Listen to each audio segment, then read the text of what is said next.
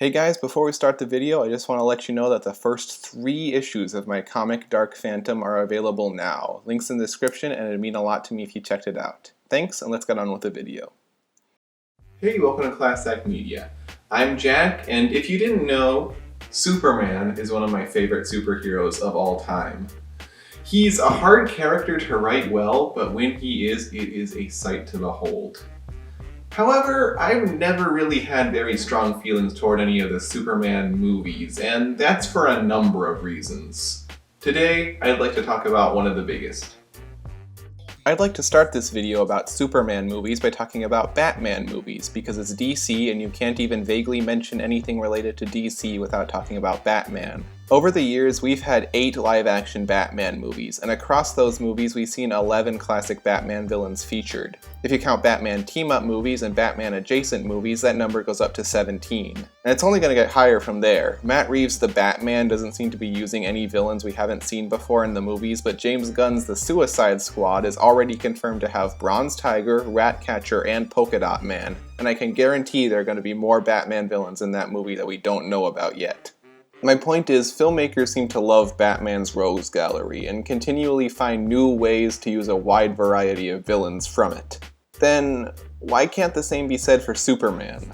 The Man of Steel has had nearly as many movies as The Dark Knight, but across those 7 films, only 3 of his villains have been featured. For 6 movies, they were only interested in using Lex Luthor and General Zod, and when they finally decided to use a new villain in Batman v Superman, they made the most boring choice and picked Doomsday. I mean, Doomsday's cool and all, but he doesn't have much of a character beyond being a wall of meat for Superman to punch. And I think that's the problem with a lot of Superman's rogues gallery. Many of them are designed to combat Superman's powers, but not so much his character. Batman has a lot of flaws, so writers have a rich well of ways to challenge him on a psychological level when designing villains. Superman, on the other hand, is kinda perfect. I don't mean that as a criticism, it's one of the reasons I love Superman, but that does make it a lot more difficult to design personal threats for him to face. You can't really make villains that mirror his faults, you have to make villains that challenge what he represents. That's probably why they keep returning to the same 2 villains over and over again. Lex Luthor is the best Superman villain, full stop, no question. His motivations are interesting and his reasons for hating Superman are layered. He feels like Superman represents the end of human development, as humanity will have no reason to strive for more now that this alien savior is here to solve all our problems.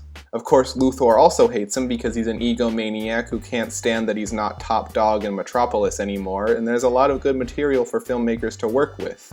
As for Zod, it's easy to make him Superman's evil doppelganger, the person he may have become if he hadn't been raised to care about humanity and use his powers for good. Plus, Superman can punch him up real good.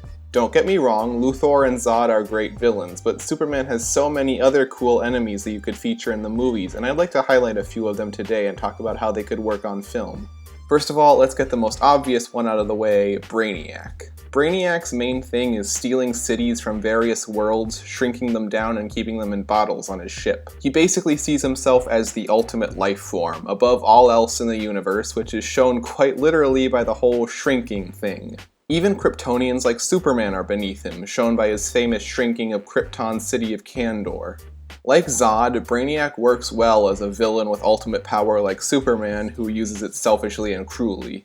That's going to be a running theme throughout this video, so buckle in for that. Speaking of which, let's talk about Bizarro. In the long tradition of Superman villains that look like Superman and have all of the powers of Superman but are not Superman, Bizarro is the best. Bizarro's thing is that he does the opposite of whatever Superman would do, but the details of this change depending on who's writing him. Some writers interpret this as Superman does good things, so Bizarro does bad things, but personally I prefer it more when it's along the lines of Superman does good things, so Bizarro also does good things, but badly. Like, for example, if your house was on fire, Bizarro's solution would probably be to throw it into the ocean. Just imagine a more lighthearted Superman movie that's just him trying desperately to contain the damage Bizarro causes. I think that would be a lot of fun. In that same vein, I'd like to see them use Mr. Mxyzptlk in some way. He has the power to do pretty much anything. Think Genie from Aladdin or Q from Star Trek. A threat that Superman physically could not punch into submission no matter how badly he wanted to might be exactly what this franchise needs for a breath of fresh air. Oh, Manchester Black would be really good in a movie too. An insanely powerful telekinetic who wants to become a better Superman by killing his enemies? Could be a very good meta-commentary on modern Superman and superhero movies as a whole. Really, all you'd have to do is take Manchester Black's debut issue, Action Comics number 775, and stretch it out a bit into a whole movie. Actually, they already did that. It's called Superman vs. the Elite, so just make that live action then. And cast David Tennant as Manchester Black, then you've got a winner on your hands. Let's see, who else? Oh, Toyman might be interesting. As one of Superman's few purely human villains with no superpowers, I think you could have an interesting commentary on Superman's relationship with humanity in there. Plus, he can build giant robots for Superman to punch, that's always fun.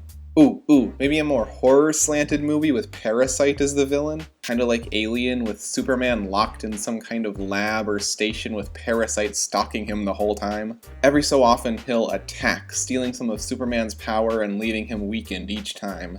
So, the goal of the movie is for Superman to avoid Parasite and take him down before he's stolen all his powers and goes on a destructive rampage. That's good, I think I've got something there. It'd be like Brightburn, but good. I'm sure I could go on, but then this video would just be me listing the names of Superman villains. Like, maybe a Hunger Games style battle royale movie with Mongol as the villain and Superman's on Warworld? Oh no, I'm doing it again. My point is that I love Superman, and I want his movies to get better, but that's not going to happen if they just keep recycling the same ideas over and over. Recently, DC has talked about how they don't know what to do with Superman in the movies, and yeah, it's no wonder if they just want to keep returning to the same two villains forever. Maybe I'm harping on that idea too much. The villain doesn't and shouldn't define a superhero's story, but I think it's very symbolic of just how lazy they've become. There's this rich tapestry of history and characters to use from decades of comics, but they'd rather not step outside their tiny comfort zone. And I don't think we'll get a truly great Superman movie again until they do, and that's a damn shame. As our story begins, we ask you to come with us on a far journey, a journey that takes us millions of miles from the Earth, where the planet Krypton burns like a green star in the endless heavens. Here, civilization is far advanced. It has brought forth a race of supermen, men and